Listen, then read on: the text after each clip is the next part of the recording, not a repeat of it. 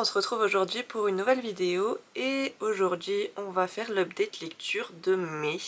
Il est un peu tard, mais j'ai passé d'autres vidéos avant, dont le 24 heures de lecture, donc ça va, c'est pas très grave.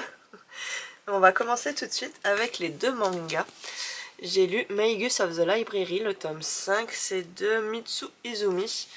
Donc très bonne lecture, très bonne lecture, mais j'en doutais pas avant de le commencer.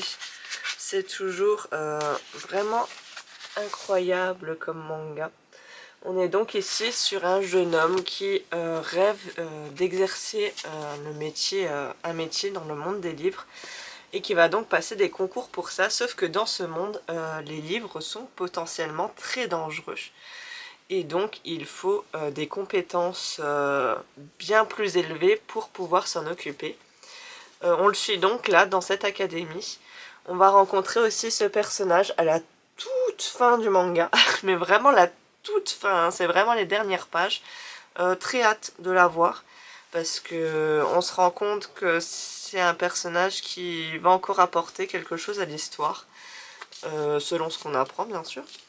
Et ouais, très hâte. Je peux que vous conseiller si vous aimez les livres. C'est une ode aux livres cette œuvre, c'est vraiment magique. Après, il faut aimer la fantaisie, parce qu'on est quand même dans un monde très complexe. L'autrice ajoute toujours beaucoup de références à cette œuvre. Il y a beaucoup de races, il y a beaucoup de coutumes du coup qui vont avec chacune de ces races. Il y a aussi leur façon de vivre, leurs vêtements, vraiment beaucoup de choses. Mais ouais, très bonne lecture. J'aime de tout cœur ce manga.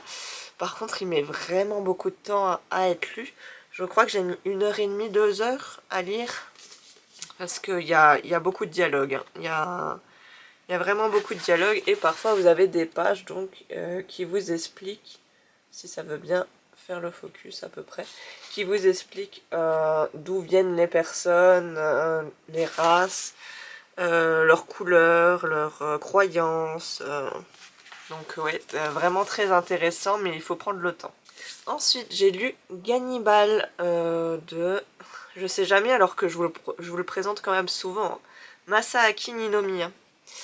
Bah toujours j'aime beaucoup. J'aime beaucoup. Là on se focus sur un personnage plutôt secondaire.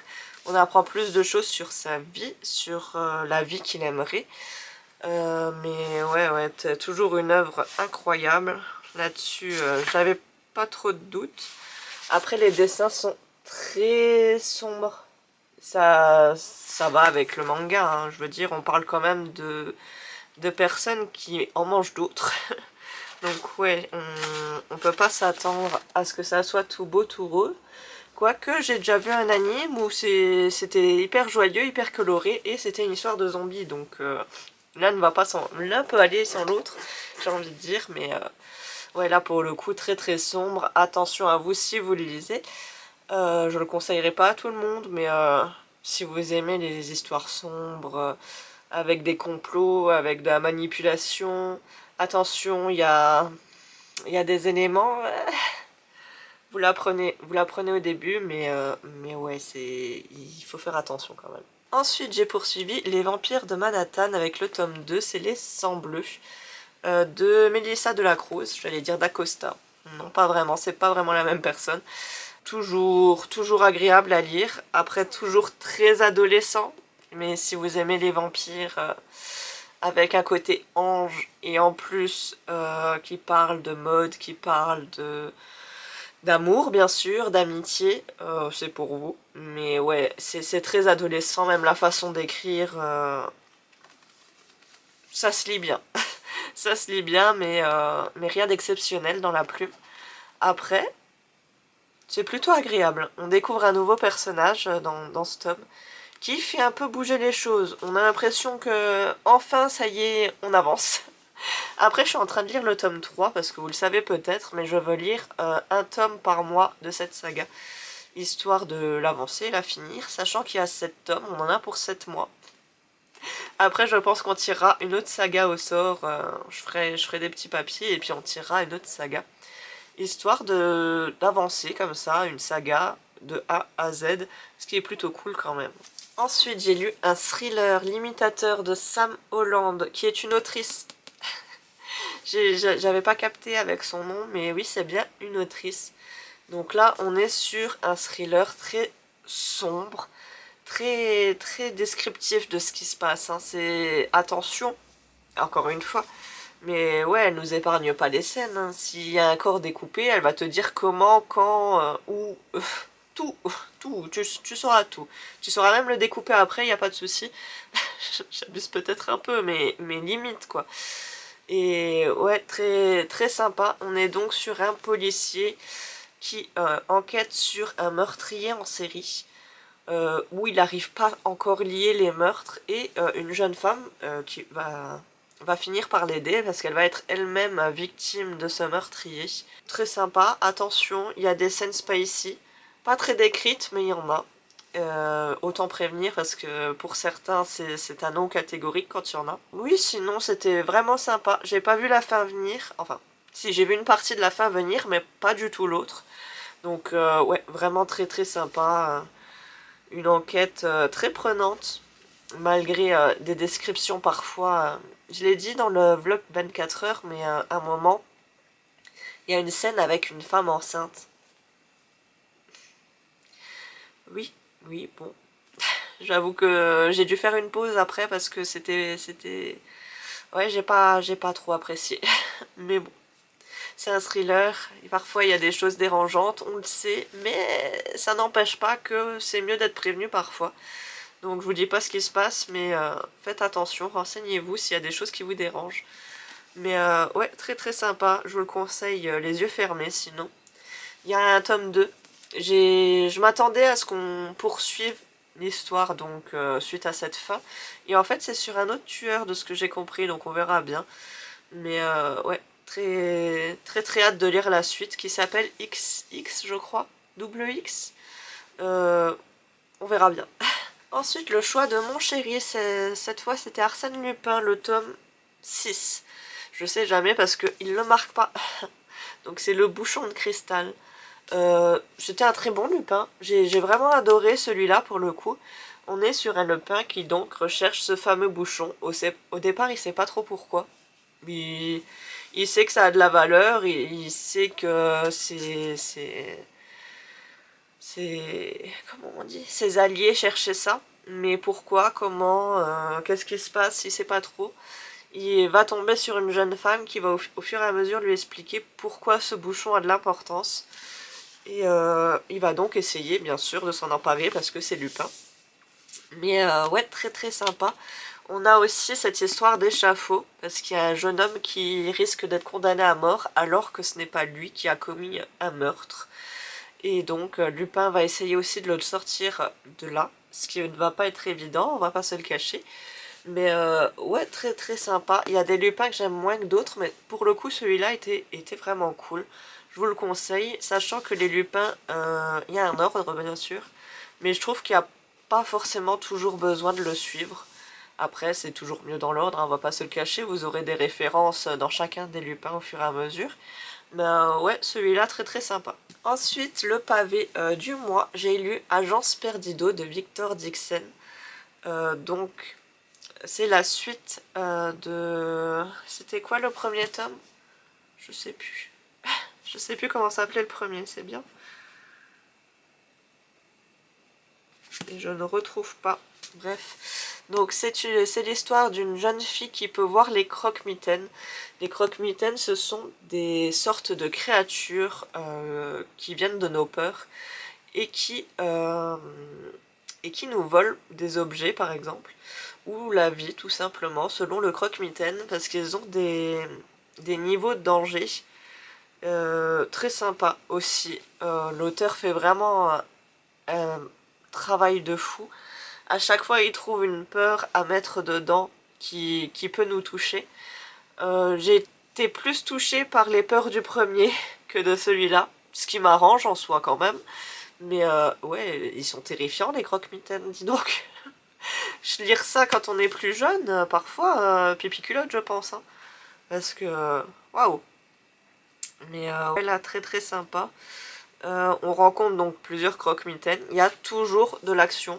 absolument toujours. J'essaye de vous chercher une image parce que de temps en temps il y en a. Mais vraiment, on s'ennuie pas dans le tome, hein. On peut pas dire que qu'on s'ennuie. Là par exemple, vous avez une carte. Mais ouais, c'était vraiment sympa à découvrir. Donc on se focus beaucoup sur ce croque-mitaine, la muse. Vraiment, j'ai beaucoup aimé le principe qu'il a créé autour de ce croque-mitaine. Parce que là, pour le coup, elle a une façon d'agir différente des autres. Et c'était vraiment agréable à découvrir. J'ai très hâte de continuer. Le tome 3 n'est pas encore sorti. Je crois qu'il sort en septembre, peut-être. Il me semble que j'avais lu ça, hein. Il me semble. Après, on est sûr de rien parce qu'en ce moment, il sort aussi une autre saga en parallèle. Mais il me semble que ouais, c'est septembre.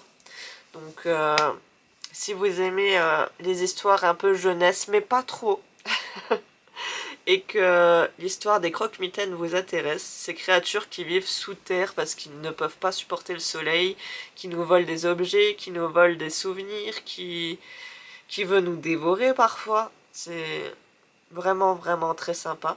Sachant que cette jeune fille qu'on suit tout le long a perdu sa mère, perdue au sens littéral, pas morte, mais sa mère a disparu et elle essaye donc de la rechercher. Mais ouais, très, très sympa, j'ai vraiment adoré. Ensuite, j'ai enfin lu un e-book, ça faisait longtemps, et j'ai lu Plein Gris.